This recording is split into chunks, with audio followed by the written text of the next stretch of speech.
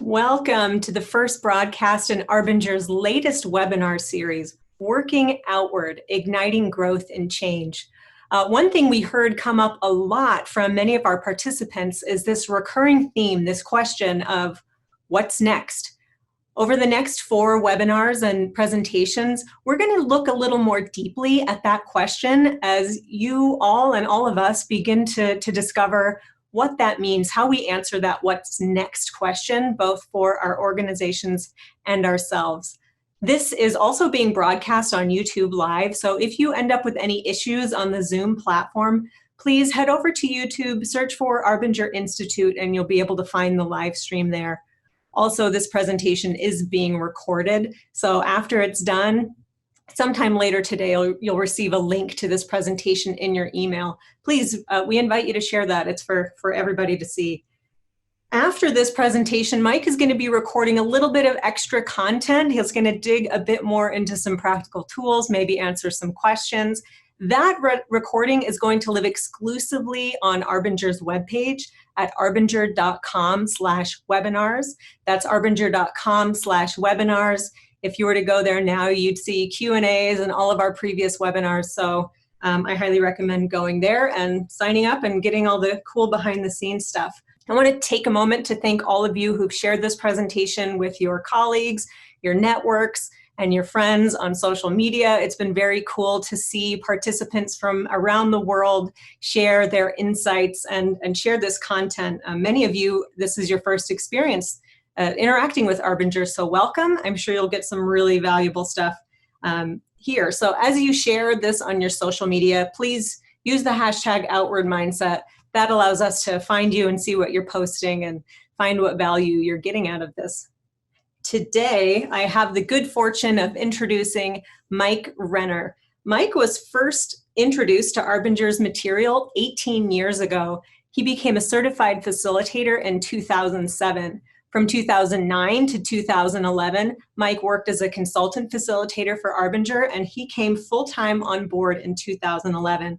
Some of you might actually recognize Mike from your own Arbinger training.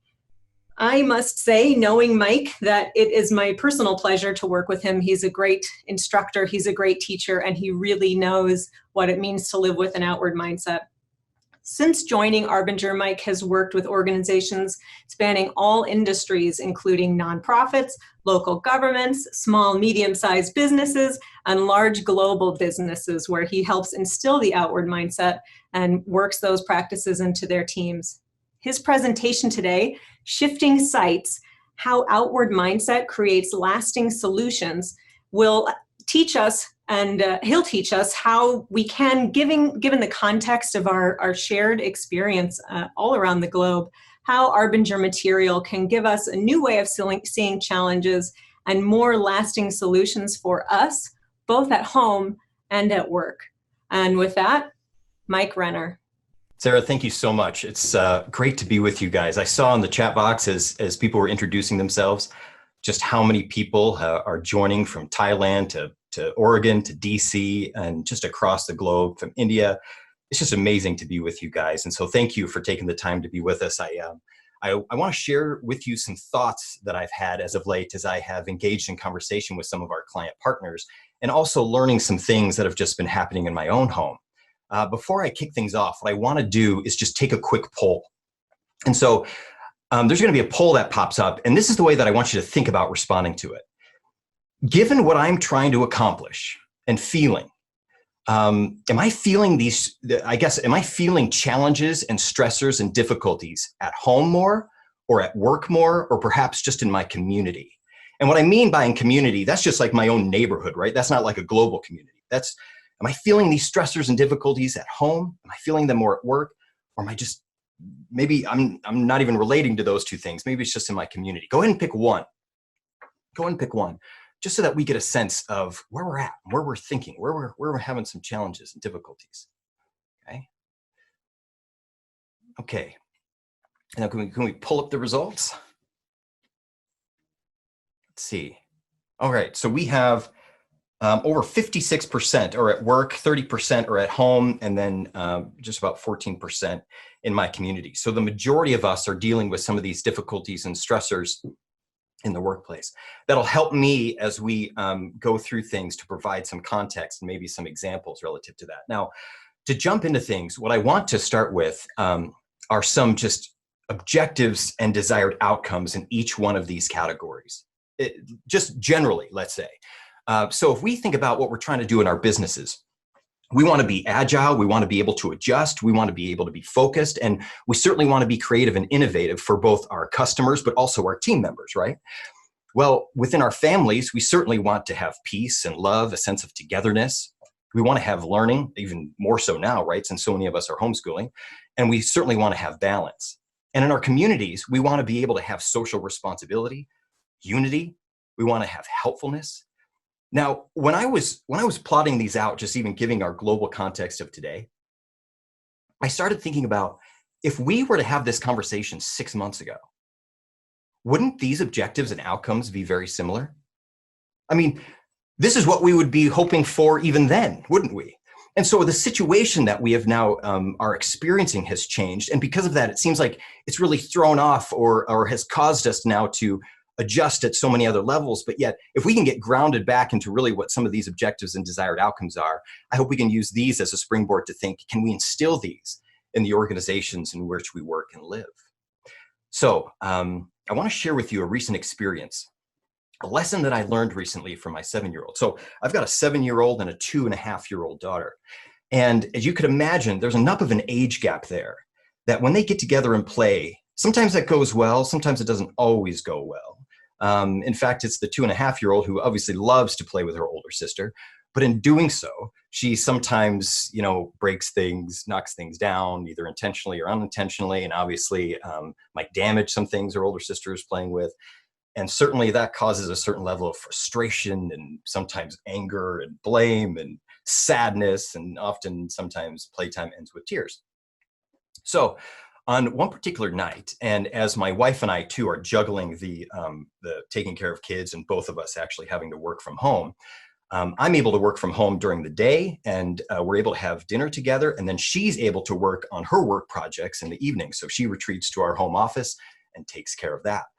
And so this particular evening, here I was cleaning up dinner, we're straightening up the house, and it comes time now to get the younger one in the bath. And so I get the 2.5-year-old into the bath and take care of her, get her out, get her all dried off, get her into pajamas. And in the meantime, the 7-year-old has already jumped in the bath and she's getting cleaned up. And we're in the little one's bedroom, and I'm straightening out some things, getting ready for bed. And I noticed that she's no longer in the room. And one of the indicators of that is because I hear screaming from the 7-year-old coming from the bathroom. And it turns out that her little sister had gotten into her play makeup bag. And well, my older daughter didn't like that. And so I heard this scolding and yelling. She was a bit irate about what her little sister was getting into and perhaps what she was going to be damaging and breaking. Now, I want you to just imagine how the rest of the night might launch from here if things continued along this path. I'm now going to have to manage this whole situation. Meanwhile, I'm hoping that my wife, who's in our home office, doesn't hear this, because this is going to be reflected poorly on my parenting skills, right?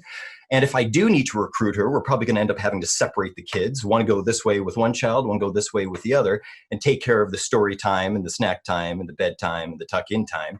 Meanwhile, we're probably going to both be bugged by the fact that she had to come up and she has now been delayed in getting to her work, right? So we could get a sense of how all this might play out. But that didn't happen. That didn't happen at all. You see, in the moment before I was able to walk into the bathroom, it was like my oldest daughter saw her sister quite differently than she had just in the moments prior. In fact, as I rounded the corner, I heard her say to her younger sister, "Can I show you what's in there?" pointing to the makeup bag. "Yes, of course," the little one exclaimed. And so they both jump up. And the older sister now, or my older daughter now, starts lining up the various items on the counter, showing her little sister, and even going as far as, brushing little things on her cheek and even taking out the nail polish brush and rinsing all the nail polish off and just putting water on it and pretending to paint her nails, happy as can be. In fact, the older daughter asks, do you think Mom will let us paint our nails tomorrow? Yes. You know, they were both super excited about that possibility. And as they were wrapping this up, the older said to her younger sister, can I read you a story? And so they finished putting on their pajamas. They retreat over to the bookshelf. And with 2 books in hand, they jump on the couch. And here now is my oldest reading to her little sister. And in that moment, what I saw, by the way, yes, I indeed snapped a picture of this just because of how heartwarming this was to me and just watching this all go down, is that what happened here is that the agenda that she had, the way that she was seeing her sister before, had completely disappeared. It had melted away. She was no longer self-concerned about what she needed to do or what her sister had to stop doing, but rather she was just in response to what she knew her sister would love in that moment. And I knew this because towards the end of them reading their book, the older asked to the younger, do you want a bedtime snack? Yes. And they both jumped down from the couch, retreated into the kitchen, grabbed some snack, and they had a little picnic on the floor peacefully. And as they were finishing that up, she said, can I sing you a song and tuck you into bed? And they both jumped up and walked to the bedroom.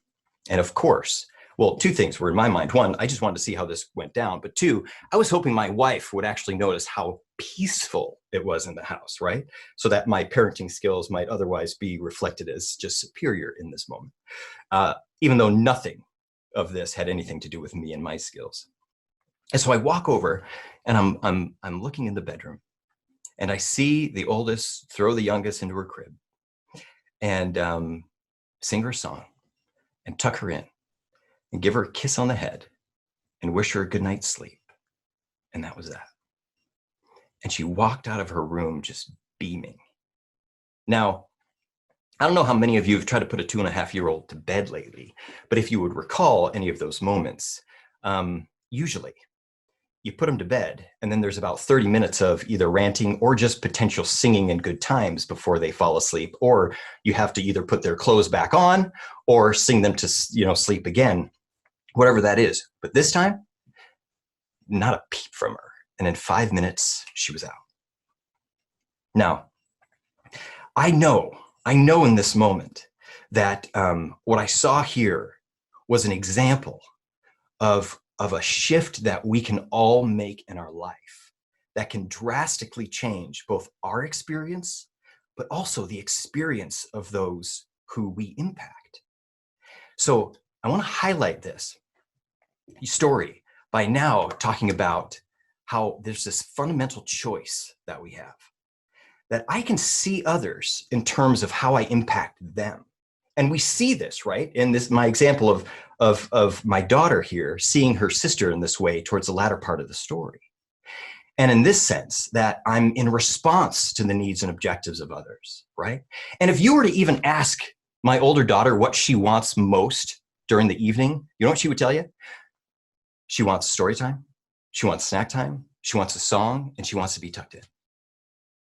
And notice, she was able to achieve every single one of those, but she was able to do it in a way that actually helped her sister accomplish all of those things too.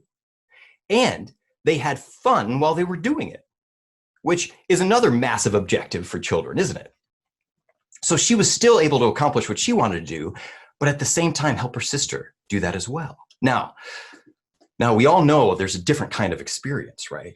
In fact, this was a bit exemplified in the beginning part of this story, maybe, and how you saw that my daughter was responding to her younger sister, is that there's a way in which I see others in terms of how they are impacting me and what I'm trying to do, right? And in this sense here, I end up losing my way. I end up losing my focus on what the needs and objectives and challenges of others are. And I'm more or less seeing others in terms of what they mean for me.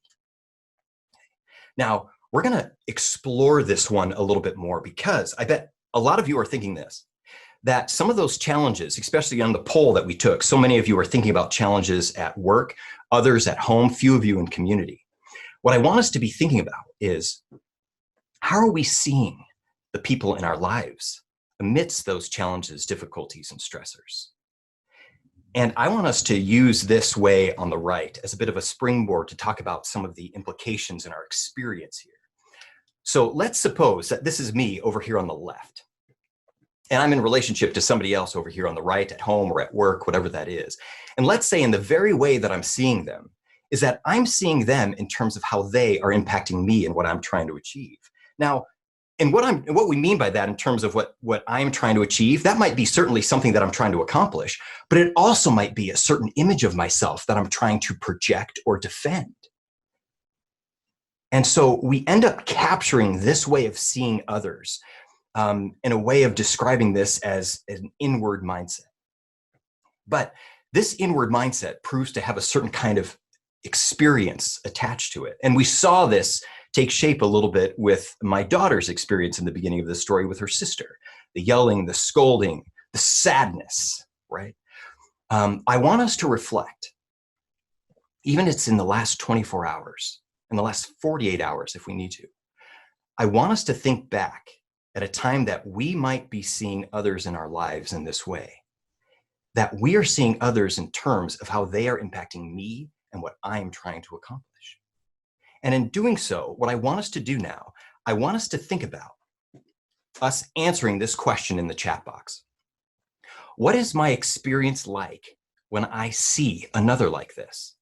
What do I act like? What do I sound like? What do I feel like? Because look, I know for me, I get sarcastic. I'll be critical. I'll avoid. I'll even in some cases feel frustrated or annoyed, put upon, and even resentful. So what does that look like for you? What does that look like? Upset, resentful. Oh, I sound like a jerk. Okay, others annoyed. This is moving so fast, it's hard to keep up with. Bored even. Oh, interesting. Angry, defensive. Right. So look, do we get a sense of what this experience is like for us? Just not just from an emotional perspective, but how I'm even acting, like the physiological signs that I'm now presenting here. And notice, I'm sure most of them all come with a judgment and an accusation, but that's another point that we can make later. But given what we're all loading in on the chat, this is now I want to pivot and now talk about. And here again, I want us to put the answer to this in the chat too. But what will I now invite in others when I'm seeing them in these ways and I'm doing these things to them? What am I going to invite in them? Go ahead and throw that in the chat box too. Okay, we hear the same things. They're coming back again. Anger from them, resentment from them, criticism from them, frustration from them. I'm going to get more of the same thing. Guardedness, and I deserve, entitlement. Okay.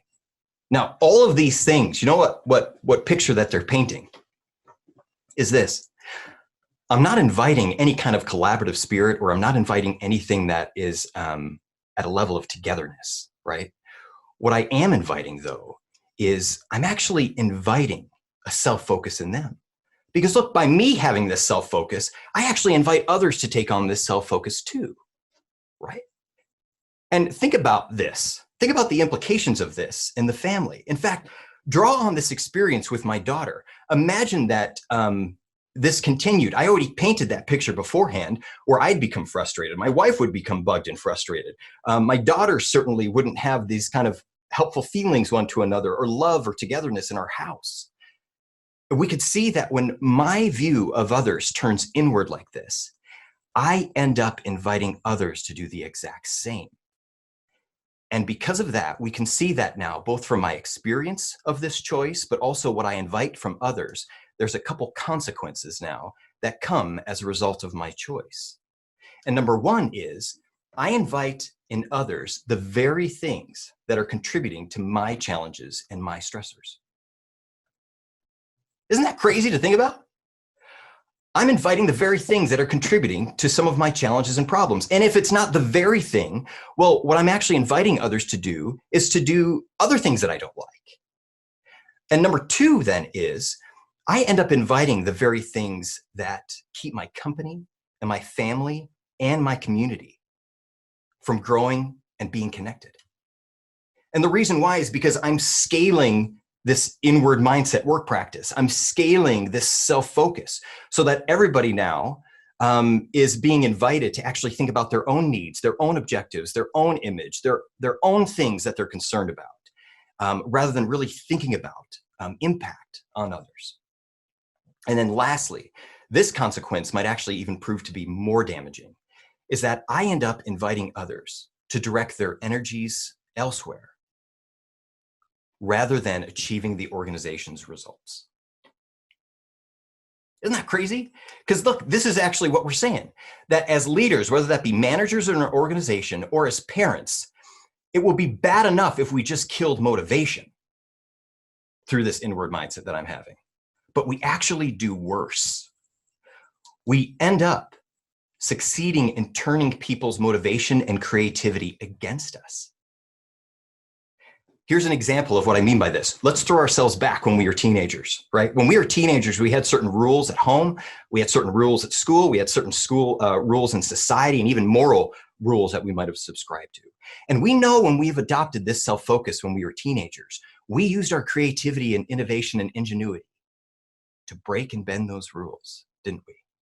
So that we wouldn't be caught, or that we wouldn't be seen coming in late, or that we wouldn't get caught speeding or doing this kind of dangerous thing that's outside the law. All of these things might have actually been part of our experience as teenagers. And you know, teenagers don't need any help with taking on sometimes this self-focused way of seeing. And so as parents, it is really detrimental if we're actually inviting that in them.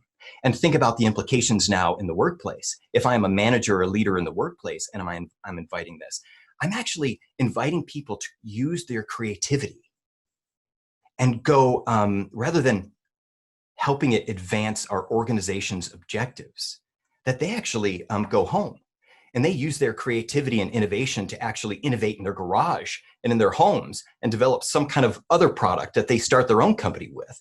Or flip that, it's that people end up becoming really creative and innovative and thinking about ways to be seen, even though they're not around, to seem like they're connected, even though they're not. And we've seen large companies actually get dragged down from this happening in the organization, haven't we? So what we need to do now quickly is recap, talk about some implications, and think about a strategy going forward. So first off, we've got this fundamental choice in how I choose to see others, and either their impact on me or my impact on them. Secondly, we end up having the way we see others determine our behavioral choices now available to us. Because from an inward mindset, my behavior is in response to how others are actually impacting me and what I'm trying to accomplish. And so the behavioral solutions that I even have available to me are limited. They're limited because how else do I deal with obstacles that are in my way or vehicles that can help me or irrelevancies that don't much matter? I don't have a wide range of possibilities available to me. And so when my mindset is inward like this, I'm limited on the things that I can actually even see are possibilities to do. Whereas from an outward mindset, that's not the case. That when I'm seeing our impact on others and how we can actually help other people accomplish what they're trying to achieve, I have a wider expanse of possibilities and solutions now available to me, where we can thrive in areas of creativity and innovation. But at the same time, I'm able to see the implications of us having negative impact on who those people are. And so the outward mindset is all encompassing in that fact, is that from an inward mindset, I'm only seeing responses to things in terms of what they mean for me. Whereas from an outward mindset, I see outward mindset solutions, but I'm also able to see clearly the negative impact from inward mindset work. And so let's think of strategy here, because from an inward mindset, I'm focused on my results. So how do I actually get others to do things to help me accomplish that, right? Whereas from an outward mindset, I'm actually thinking about our results, the things that we're trying to achieve, the things that we're trying to accomplish. I want to make sure I'm getting my notes here. Oh yes, so look, so what we need to do when we think about how detrimental, especially right now, this inward mindset might actually be within our organization, strategically, we have to be thinking about outward mindset work practices, and it starts with what that means for us individually. We just saw how we can easily scale inward mindset within our organization and how we continue to put invitations out there for people to take on that self-focus, to see others in terms of how they're impacting them. And so we need to be thoughtful about how we're connecting to what responsibility requires of us. And so in doing that, I want us to quickly just run through a little example here. And you might have to take a screenshot of this because we might run out of time for you to be thoughtful about it, because I want us to be thoughtful about it. And so I want us to list up to 3 people from our work and at home that you think you could be better toward. And then after you do that, I want you to circle 1 from each category. And after that, what I want you to list next to them, I want you to list 4 or 5 things that might be challenges or stressors or issues or hardships or hopes or objectives for them, or even adjustments that they've had to make recently. I want you to go ahead and write that down. And then what I'd like us to do is, after considering those, for each person, write something down that you feel you could do for them today. What can I do for them today? And again, if you need to, take a quick screenshot of this if you haven't caught up to that just yet. Okay, what can I do for them and do for them today? Okay. This is going to be part of something that we can easily see that in multiple directions of our work, people's lives are adjusting in many different ways. And I need to be adjusting with them. And not just how I'm adjusting in response to what they're doing to me or what they need from me or what they're having me do, but rather the things that they're actually trying to achieve and the things that they're trying to accomplish. And am I learning those? And am I making the adjustments in the work that I'm trying to do, both at home and at work and in our communities, to be able to help with that? Now, to wrap things up, here's a thought for all of us, that we are protecting ourselves from a virus that has proven to be both contagious and damaging. But the big question is, are we being thoughtful both in our business and in our family about an equally contagious and damaging germ that we are all carrying? Are we doing the work that needs to be done to be able to help both within our families, our community, and our organizations, be able to think about harnessing our creativity in times that it's needed more than ever, quite frankly? And so with that, may we all learn something that we're capable of doing from a 7-year-old. And that is to be able to shift the way that we see others and ultimately be accountable for not just what we do, but for how we're impacting those around us. Because when we get in the business of losing ourselves, we will probably find that we feel like we haven't lost anything. You guys, thank you for being with us today and taking the time. Sarah, let's kick it back to you. Thank you, everyone, for joining us today for Mike's amazing presentation, Shifting Sights, How Outward Mindset Creates Lasting Solutions. Mike, thank you so much for this amazing presentation and sharing that great story of your daughters. I know that really resonated with me and helped me connect to the principles in a very real way. Reminder, this presentation has been recorded. You'll receive a link to this presentation and this recording in your email later today. Please feel free to share that. We love other people learning from people like Mike and everything he has to share. Also, have you followed Arbinger on LinkedIn yet? If not, head over to LinkedIn. Give us a follow there. That's the best way to learn what we have coming up, including some exciting new product announcements, additional webinar broadcasts, and even more. As you share your insights and takeaways and notes on social media, whether it's on LinkedIn, Instagram, Twitter, your social media of choice, please use the hashtag Outward Mindset. Using that hashtag ensures that we'll see what you're sharing and be able to gather some insights and just see what you're up to, see where you are in the world. I've seen in the chat that we have people from literally all over the planet.